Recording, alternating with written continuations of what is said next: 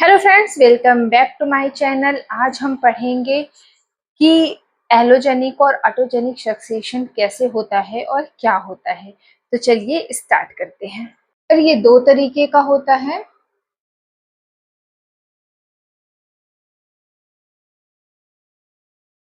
Autogenic and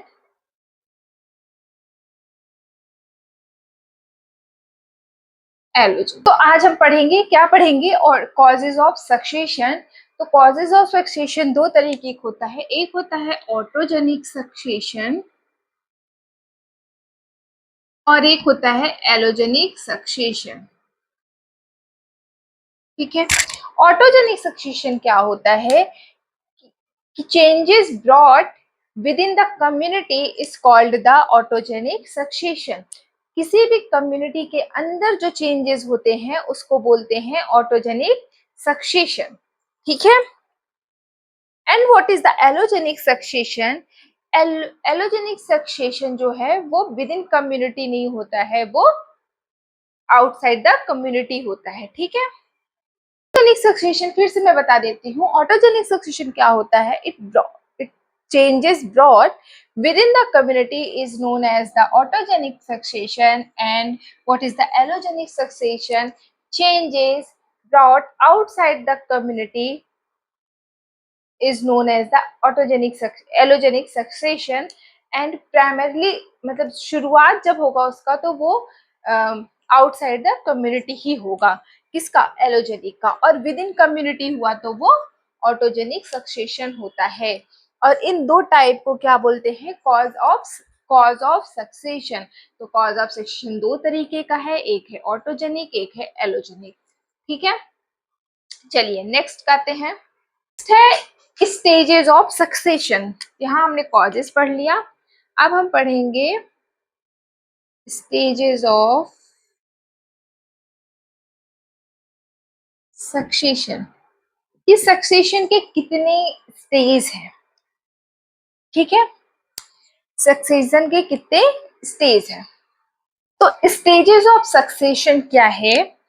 पहले हमने क्या पढ़ा? कॉजेज ऑफ सक्सेशन, जो कि दो तरीके का होता है, ऑटोजेनिक एंड एलोजेनिक।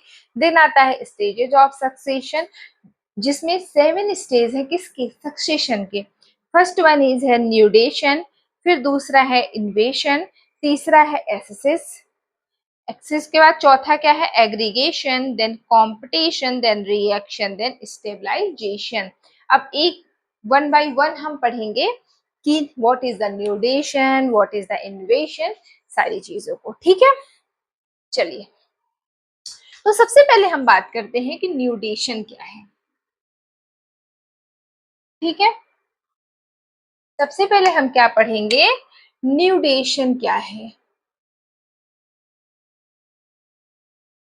तो न्यूडेशन क्या है कि जब डेवलपमेंट स्टार्ट होता है फ्रॉम अ वेयर रॉक, मतलब कोई भी वेयर लैंड है, वहां पे जब धीरे धीरे डेवलपमेंट स्टार्ट होता है या ग्रो स्टार्ट होता है, या फिर सॉइल डेवलप होना स्टार्ट होती है वेयर रॉक पे, तो वहां जो कोई भी वेयर लैंड है, वहां जो भी डेवलपमेंट प्रक्रिया होगी या जो भी डेवलपमेंट प्रोसेस होगा उसको बोलेंगे, वो किसके अंदर आएगा? वो आएगा न्यूडेशन के अंदर। उसको क्या बोलेंगे हम? न्यूडेशन बोलेंगे। ठीक है।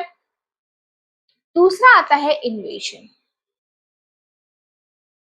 दूसरा क्या है? इन्वेशन। अब इन्वेशन क्या है? इन्वेशन क्या है? इसको माइग्रेशन भी बोलते हैं। ठीक है। इसको क्या बोलते हैं? माइग्रेशन बोलते हैं। एक स्पीशीज जो है वो माइग्रेट होगी one place to another place. Invasion क्या होता है? इसको बोलते हैं माइग्रेशन। कि कोई भी स्पीशीज हुई या कोई सीड हुआ, वो कहीं से उड़ के आया, माइग्रेट हुआ। ठीक है। फॉर एग्जाम्पल, हमने आम आम का सीजन है, आम खाया, और हम आम कहीं से लेके आए और उस आम को हमने खा के उसकी गुठलियां कहीं फेंक दी, और उन गुठलियों से जो है अगर एक पेड़ डेवलप हो जा रहा है, वो माइग्रेशन की हेल्प से हो रहा है कि दूसरी जगह का है आम, हम वहाँ उसको ले आए परचेज करके, देन उसको हमने खाया और उसको हमने कहीं और फेंक दिया, तो वो डेवलप हो जा रही है, वो सीड ग्रो हो जा रही है, तो उसको बोलते हैं इन्वेशन। ठीक है। और जैसे कपास कपास होता है, कपास उसके जो सीड्स होते हैं वो बहुत हल्के होते हैं, वो बहुत जल्दी माइग्रेट करते हैं। ठीक है। वो एक जगह से दूसरी जगह हवा में ही चले जाते हैं, फैल जाते हैं, और अलग अलग जगह पे जो है कपास के जो फूल है वो हो जाते हैं। ठीक है। या तो इन्वेशन या माइग्रेशन क्या है कि कोई भी स्पीशीज, वो माइग्रेशन कैसे हो सकता है, वो माइग्रेशन हो सकता है ह्यूमन बीइंग के थ्रू, वो माइग्रेशन हो सकता है कि बारिश हो रही है तो पानी के थ्रू जो है एक जगह से दूसरी जगह सीड मूव कर जाए, या हो सकता है विंड के थ्रू हो, या हो सकता है कि कोई चिड़िया है कहीं से कुछ कोई फ्रूट खा रही है, उसको ले जाके कहीं और जो है निकाल दे रही है। तो कभी कभी नहीं, वो सीट दबाए हुए होते हैं, वो कहीं और ले जाके छोड़ दे रही है, तो उससे भी क्या होगा कि वो अगर वो फेवरेबल कंडीशन में आएगी तो वो ग्रो कर जाएगी। तो इसको क्या बोलेंगे, माइग्रेशन बोलेंगे। ठीक है। नेक्स्ट आता है एसएस। इस ये इस्टेब्लिशमेंट का पार्ट होता है कि जो भी माइग्रेट हुई सब एक दूसरे से इंटरलिंक्ड है ना, जो भी माइग्रेट हुई स्पीशीज, सीड हुआ या कोई भी स्पीशीज अगर एक जगह से दूसरी जगह माइग्रेट हुई है, तो वो खुद को क्या करेगी, इस्टेब्लिश करेगी उस इन्वायरमेंट में जो उसके चारों तरफ है। तो उसको क्या करेगी, इस्टेब्लिश करेगी उस इन्वायरमेंट में जो उसके चारों तरफ है। ठीक है। क्या करेगी, उसको स्टैब्लिश करेगी उस इन्वायरमेंट में जो कि उसके चारों तरफ प्रेजेंट है। ठीक है। देन आता है नेक्स्ट, क्या है, नेक्स्ट है एग्रीगेशन। एग्रीगेशन क्या है, नेक्स्ट क्या है, एग्रीगेशन।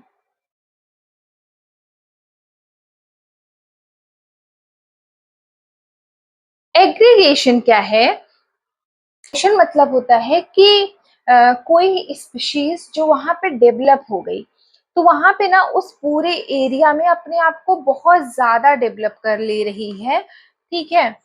और जो उससे छोटी स्पीशीज है उसको वो हटा दे रही है, उसको बोलते हैं एग्रीगेशन। एग्रीगेशन की हिंदी होती है संग्रह। तो जैसे पहले एक स्पीशीज आई, उसको फेवरेबल कंडीशन लगा, तो अपने आसपास वो बहुत सारी स्पीशीज को डेवलप कर ले रही है। ठीक है। क्योंकि उस स्पीशीज के लिए वहां पे एक फेवरेबल कंडीशन मिल गया है, तो वो खुद अच्छे से ग्रो हुई। वो धीरे धीरे उस, क्योंकि वो ऑलरेडी माइग्रेटेड स्पीशीज है, माइग्रेटेड स्पीशीज फिर से वो माइग्रेट होगी, उसकी सीड्स माइग्रेट होंगे, तो वहां पे वो बहुत ज्यादा अमाउंट में हो जा रही है, उस पूरे एरिया में उनका जो पॉपुलेशन है वो बहुत ज्यादा बढ़ जा रहा है, उसको बोलते हैं एग्रीगेशन। नेक्स्ट है कंपटीशन। जैसे कि नाम से ही पता चल रहा है कि कंपटीशन, अब जहां बहुत सारी स्पीशीज होंगी वहां कंपटीशन होगा ही होगा। किसके लिए कंपटीशन होगा, फूड के लिए, न्यूट्रिएंट के लिए, इन सब चीजों के लिए क्या होगा, कंपटीशन होगा।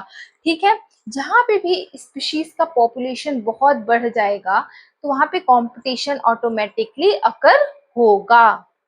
ठीक है। तो कंपटीशन समझ आ गया। अब उसके बाद है रिएक्शन। फिर क्या आता है, रिएक्शन। अब कंपटीशन हुआ, ठीक है, तो कंपटीशन होगा तो बिटवीन टू स्पीशीज ही होगा कंपटीशन। कहीं भी कंपटीशन होने के लिए मिनिमम दो लोगों की जरूरत होती है, दो स्पीशीज की जरूरत होगी। बिटवीन कंपटीशन होगा ना, विद इन कंपटीशन नहीं होता है।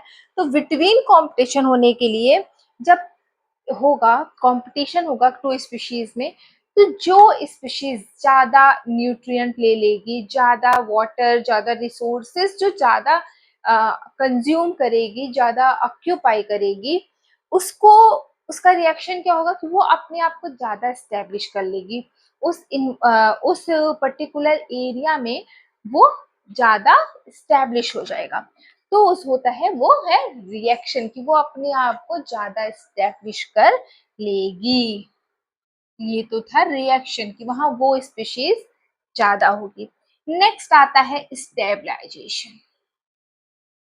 स्टेबलाइजेशन क्या है भाई? कंपटीशन हुआ, वो एक रिएक्शन आया कि वो स्पीशीज ज्यादा अकर हो रही है उस स्पीशीज में, फिर वो स्पीशीज क्या होगी, वो अपने आप को स्टैब्लिश कर लेगी, स्टैब्लिश करेगी वहां पे वो एक लंबे समय तक के लिए वो अपने आप को स्टैब्लिश कर लेगी वहां पे, उसको बोलते हैं स्टेबलाइजेशन। आफ्टर द स्टेबलाइजेशन ही कोई भी स्पीशीज क्लाइमेक्स स्टेज तक पहुंचती है। कोई स्पीशीज जो स्टेबलाइज करेगी, खुद को स्टेब्लिश करेगी, वही क्लाइमेक्स स्टेज तक रीच होगी। ठीक है, तो ये था स्टेबलाइजेशन। मैंने इसलिए इसको ये नहीं रेस किया था कि मैं ये बाद में बता सकूं कि सब एक ये पूरा स्टेप है कि सबसे पहले बेयर रॉक है, बेयर लैंड था, बेयर लैंड में क्या हुआ भैया, वेयर लैंड है, वहां पे न्यूरेशन की प्रोसेस स्टार्ट हुई, सक्सेशन की प्रोसेस स्टार्ट हो रही, कहाँ से, और ये प्राइमरी सक्सेशन में ही वेयर लैंड अवेलेबल होगा, सेकेंडरी सक्सेशन तो स्टार्ट ही यहाँ से होगा। सेकेंडरी सक्सेशन में nudation nudation is not a part of secondary succession, it is the part of the primary succession. ठीक है, तो वेयर लैंड से ये स्टार्ट हुआ। उसके बाद जब ये वेयर लैंड से स्टार्ट हुआ, ठीक है, देखिए सब एक दूसरे से इंटरलिंक्ड है, वेयर लैंड से न्यूरेशन की प्रोसेस स्टार्ट हो गई। अब कुछ स्पीशीज माइग्रेट की, तो क्या हो गया, इन्वेशन हो गया। उसके बाद इन्वेशन होके आई तो वो अपने आप को इस्टेब्लिश करेगी ना, कोई भी स्पीशीज है या कोई भी कुछ भी चीज है वो किसी नए इन्वायरमेंट में खुद को इस्टेब्लिश करेगी, तो वो हो गया इस्टेब्लिशमेंट। देन एग्रीगेशन होगा उनके बीच, ठीक है, देन कंपटीशन होगा, within two species competition हो जाएगा, विद इन 2 3 4 कुछ भी हो सकती है, बट मिनिमम 2 स्पीशीज चाहिए कंपटीशन के लिए। देन रिएक्शन होगा कि जो भाई कंपटीशन में जीतेगा वो अपने आप को उस एरिया में उसकी नंबर ऑफ इंडिविजुअल्स उस स्पीशीज की क्या हो जाएंगी, बहुत ज्यादा हो जाएंगी। ठीक है, देन इस्टेब्लिशमेंट होगा, और फिर उनमें से कुछ स्पीशीज जो है वो क्लाइमेक्स स्टेज तक जाएंगी, जो बहुत अच्छे से न्यूट्रिशन लेंगी आफ्टर कंपटीशन, बहुत अच्छे से न्यूट्रिशन लेंगी, बहुत अच्छे से फूड ये सारी चीजें कंज्यूम करेंगी, वाटर, वो अपने आप को क्लाइमेक्स स्टेज तक ले जाएंगे, उसको बोलते हैं स्टेबलाइजेशन। ठीक है, तो ये था stages of succession. I hope कि आपको समझ आया होगा। चलिए, in the ecology there is a two type of strategies, K and R reproductive strategies। K and R reproductive strategies क्या है कि इकोलॉजिस्ट ने इसको डिस्क्राइब किया, के एन आर रिप्रोडक्टिव स्ट्रेटजीज को, कि ग्रोथ और रिप्रोडक्शन स्ट्रेटजीज के अकॉर्डिंग, ग्रोथ और रिप्रोडक्शन रेट किसी ऑर्गेनिज्म का कितना होगा उसके लिए उन्होंने के एन आर रिप्रोडक्टिव स्ट्रेटजीज किया। इसे के एन आर के ऊपर से थोड़ा बहुत क्वेश्चन आता है काकटू, तो हमने सोचा कि आपको ये भी एक बता देते हैं। ठीक है, तो ये ग्राफ है के एन आर रिप्रोडक्टिव स्ट्रेटजीज की, इसको इकोलॉजिस्ट ने ग्रोथ और रिप्रोडक्टिव स्ट्रेटजीज के अकॉर्डिंग डिफाइन किया कि किसी भी ऑर्गेनिज्म में क्या ग्रोथ होता है और उसका रिप्रोडक्टिव रेट कितना है विद इन टाइम, वो हमें बताएगा के एन आर रिप्रोडक्टिव स्ट्रेटजीज के अंतर्गत हमें ये पता चलेगा। ठीक है, तो ये जो ग्राफ है वो किसके रेफरेंस में है कि ये है टाइम और ये है नंबर ऑफ सेल्स। ठीक है, कितने नंबर ऑफ सेल्स हैं।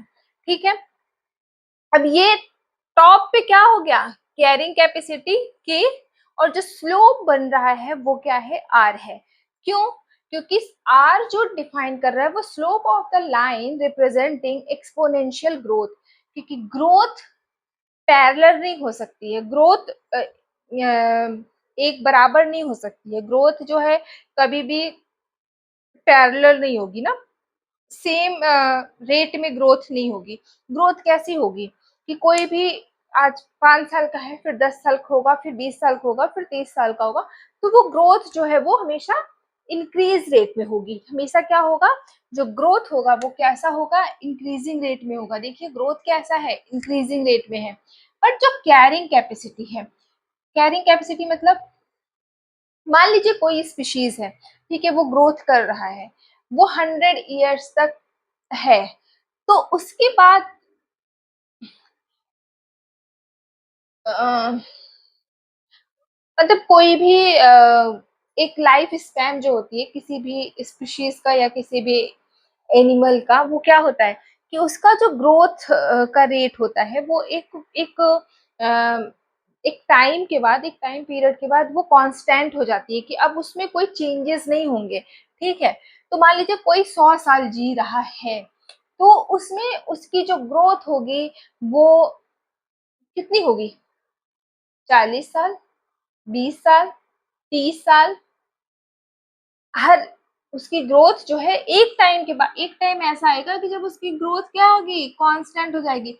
अब इसमें कोई चेंजेस नहीं आने वाले भाई। किसी की मान लीजिए हाइट है, वो बढ़ ही रही है, 20 साल के बाद हाइट रुक गई, तो उसके बाद अगर इन टर्म्स ऑफ हाइट में बता रही हूँ तो क्या होगा, उसका जो ग्रोथ है वो क्या हो जाएगा, कांस्टेंट हो जाएगा। जो कैरिंग कैपेसिटी होगी वो कांस्टेंट हो जाएगी, अब उससे ज्यादा वो कैरी नहीं कर सकता।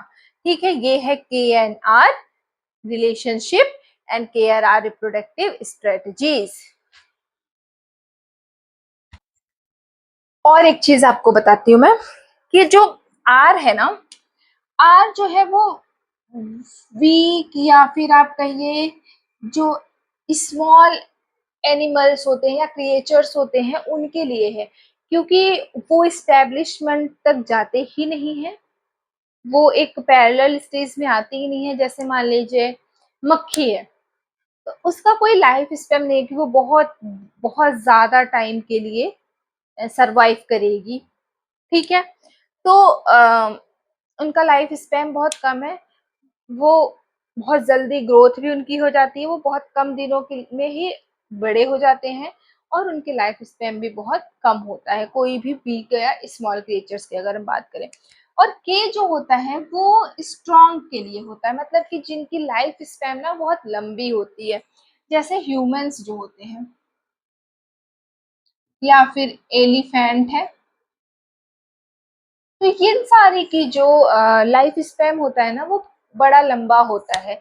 बहुत लंबे टाइम के लिए ये खुद को सर्वाइव करते हैं। ठीक है, उनकी कैरिंग कैपेसिटी बहुत अच्छी होती है, तो वो इसलिए जो की है वो बिग एनिमल्स के लिए है, और आर जो है वो स्मॉल या फिर वीक एनिमल्स के लिए है।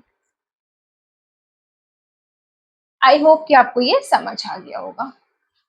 तो फ्रेंड्स आज हमने पढ़ा causes of succession, stages of succession and KNR reproductive strategies. तो आई होप कि आपको जो भी मैं पढ़ा रही हूँ या जो भी मैं बता रही हूँ वो सारी चीज़ें आपको समझ आ रही होंगी, और आपके एग्जाम के पॉइंट ऑफ व्यू से बहुत ही इंपॉर्टेंट चीज़ें हैं, ये इंपॉर्टेंट पॉइंट्स हैं जो कि आपको पता होना चाहिए अगर आप इकोलॉजी पढ़ रहे हैं या फिर इन्वायरमेंटल साइंस से रिलेटेड किसी भी एग्जाम की तैयारी कर रहे हैं, स्पेशली यूजीसी नेट के एग्जाम्स की। तो ये सारी चीजें आपको पता होनी चाहिए, और आई होप कि आपको समझ में भी आ रहा होगा। तो चलिए कल फिर आपसे मिलेंगे एक नए टॉपिक के साथ। Till then bye bye, good night and take care, and please don't forget like share and subscribe.